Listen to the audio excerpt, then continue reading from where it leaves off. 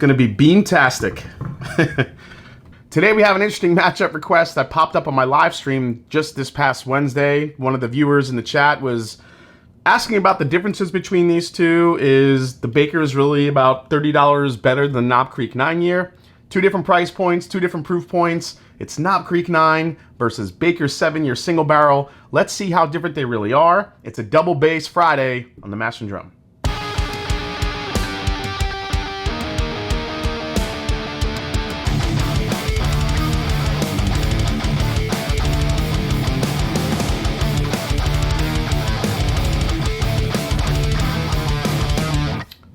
What's up, folks? I'm Jason C, and welcome back to the Mash and Drum. Like, subscribe, share, and welcome to today's double bass episode. Thanks so much for coming back and watching.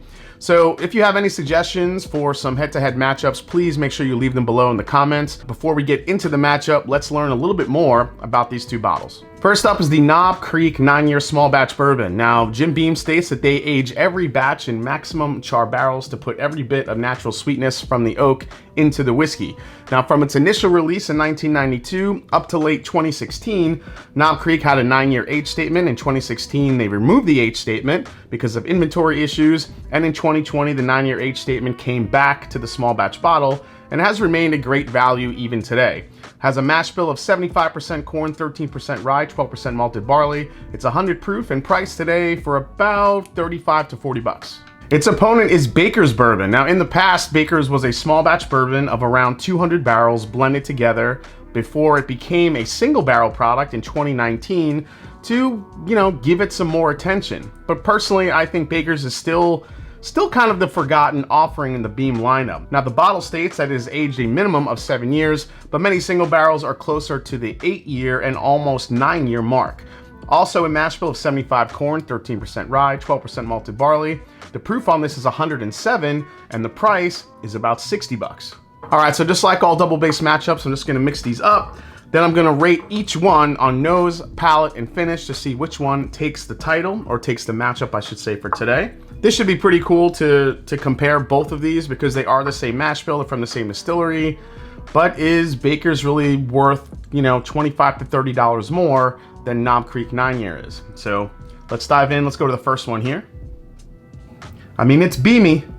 It's got the nuttiness, and I really feel like because they're both from the same distillery, I really want to see if there's some big differences here between the two. This one has some pretty rich caramel flavors to it, at least on the nose. A little bit touch of like a red fruit. Definitely getting some good oak here. Very good nose here. I mean, it's just it's what you would expect from a good Jim Beam product. All right, let's go to the competition here. Man, much brighter here on the nose. A little bit more of like the like a heavy vanilla coming through here, whereas this one is a little bit darker, a little bit more dense. The one on the right here, or glass 2, I should say.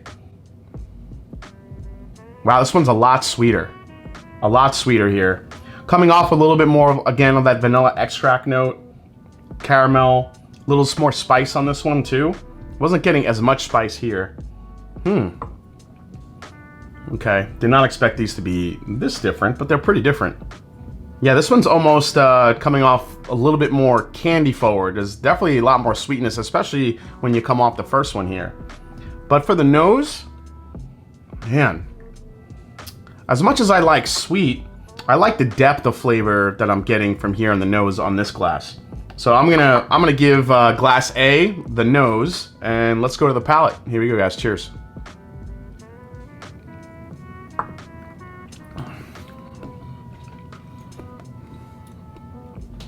This is one of those instances where the palate matches the nose. I get a lot of those same flavors. I get a lot of deep, rich oak. I get some nice mouthfeel here. It's very creamy. Good mouthfeel here. Nice oak presence. A little bit of a milk chocolate I'm picking up here. Again, with that Beam nuttiness. Kind of like a chocolate-covered peanut type thing going on. A little bit of that red fruit is there. Get another sip here. Now they are pretty close in proof, so I don't think I'm gonna be able to kind of tell 107 from 100. But this one is carrying a nice little spice to it. It's carrying, again, some really nice layered flavors, good finish here. It's a nice, I mean, both of these are good bourbons, but yeah, I mean, when you talk about the differences, and even though I still think both of these aren't regularly talked about anymore, even though they're really good available bourbons that just, you know, are mainly on the shelves everywhere, I still think Baker's is still kind of like underrated. Knob Creek 9, I think, is also underrated. Not many people talk about it because I think it's just been a staple on the shelf for so many years. It's not like the new, you know, the new thing. But Knob Creek is great. Really good flavors here. This is just a really, this is a bourbon. You could just sit down all night, sip easy.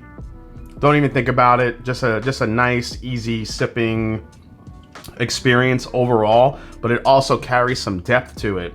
It's definitely not like a Jim Beam white label or something like that. There's definitely a lot more going on here in that glass. All right, let's compare it to glass B here on the palate. Now this one on the nose was definitely sweeter. So what's also interesting is that the Bakers are now single barrels. So again, my single barrel could be different than other single barrels. Maybe mine is better than some others have been. You know, we don't know. That's the, you know, that's kind of the game you play with single barrels, but let's try B here. So B on the palate, again, another instance where it kind of matches the nose, comes off a little bit sweet. I'm getting that beam nuttiness, but coming off of the first one, you know, I'm definitely getting a little bit more of a punch of like a bright fruit, almost like a little bit of a strawberry note on this one. Again, a lot of the vanilla, caramel, little spice. Another good sipper. All right, second sip, not so much bright fruit anymore. This kind of turned into more of like the Cracker Jack caramel, little bit of milk chocolate here in this one too. Man, this has some nice flavors as well.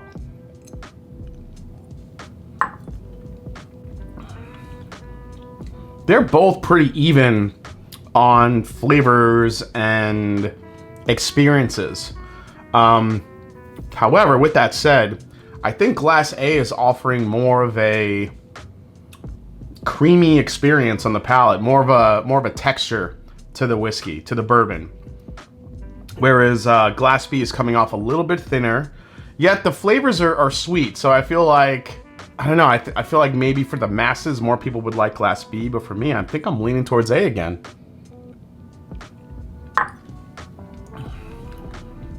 I mean, that's just a really good bourbon. Let me now take a quick sip of A real quick.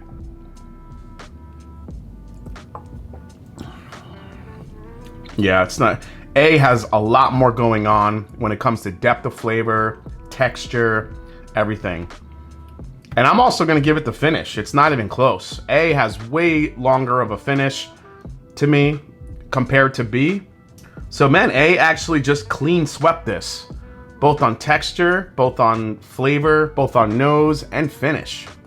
Wow, I did not expect it to be that much of a dominant performance by one or the other of these. So let's see which one this is. Wow, okay.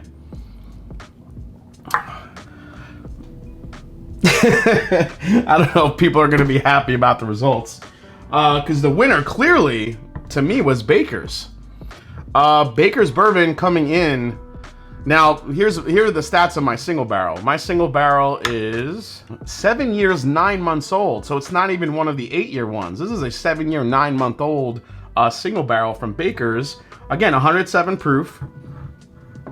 And the difference between this and the Knob Creek 9-year was pretty drastic.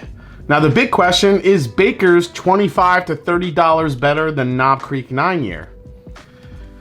I don't know. I think personally, for me, it would come down to the single barrel, obviously. Since Baker's bourbons are single barrels, inherently, you're going to get some not so great ones, and you're going to get some pretty good ones. I would say, for me, in this matchup, this definitely comes off like a more expensive bourbon, a more expensive experience. When you're kind of comparing the two. Again, bigger mouthfeel on the Baker's, a little bit more of a proof, better finish. I think those small things start coming to the forefront when you really do a comparison. I would challenge everybody out there watching to do this comparison and really see what you think. Again, I think it's gonna come down to the Baker's single barrel you have, the particular one. But for me, for this matchup, I think the Baker's is that much better than Knob Creek 9 year. But again, that doesn't take anything away from the Knob Creek 9. I still think it's one of the best values on the market. And I think for those that like a little bit of a sweeter profile, they may prefer the Knob Creek 9 year. All right, guys, I hope you enjoyed this double bass matchup. We put Baker's 7 year single barrel versus Knob Creek 9 year in the battle of the beam shelfers. Hope you guys enjoyed it. If you did, hit the subscribe button below. Please hit the like button. If you haven't yet, follow me on Instagram, follow me on Twitter. Before we go, let's blend these and see what happens. I'm gonna make a Baker's Creek here. Knob has had the Creek for a long time. I think it's Baker's time to take over the Creek. I don't really foresee this being a bad blend at all. That's actually a fantastic blend. I think what it does is it bumps up the sweetness in the Baker's, but Baker's keeps the mouthfeel and a little bit of the finish to it. I would probably do like 70 Baker's, 30 Knob Creek, I'm thinking. Because I think that's what I just kind of did in this glass. So, Baker's Creek, if you guys have these two bottles, mess with them, blend them.